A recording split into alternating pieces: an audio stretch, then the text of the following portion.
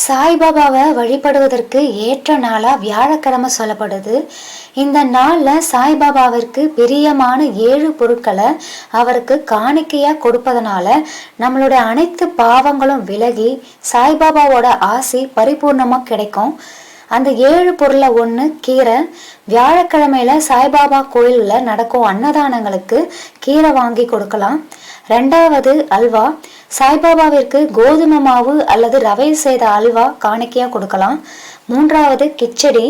சாய்பாபாவிற்கு உணவாக பருப்பு சாதம், கிச்சடி அல்லது கலவை சாதம் போன்றவை மிகவும் விருப்பமான ஒன்று.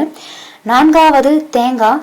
சாய்பாபாவிற்கு தேங்காய் பிடித்தமானது, அதனால வியாழக்கிழமை சாய்பாபாவிற்கு தேங்காய் காணிக்கையா கொடுக்கலாம்.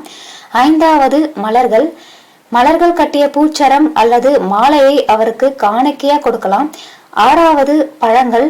இனிப்பு சுவை உள்ள அனைத்து பழங்களும் சாய்பாபாவிற்கு பிரியமானவை, அதனால சாய்பாபாவிற்கு காணிக்கையா இனிப்பாக எந்த பழத்தை கொடுத்தாலும் அவர் மகிழ்ச்சியா ஏத்துப்பாரு. 7வது இனிப்பு.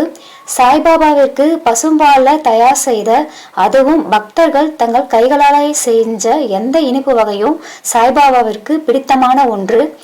சாய்பாபாவை வழிபடுவதற்கு ஏற்ற வியாழக்கிழமையில அவருக்கு இந்த 7 பொருட்களையும் காணிக்கையாகவும் தானமாகவும் கொடுப்பதுடன் இவற்றை நாமும் சாப்பிட்டால் பாபாவின் ஆசீர்வாதங்கள் நமக்கு கிடைக்கும்.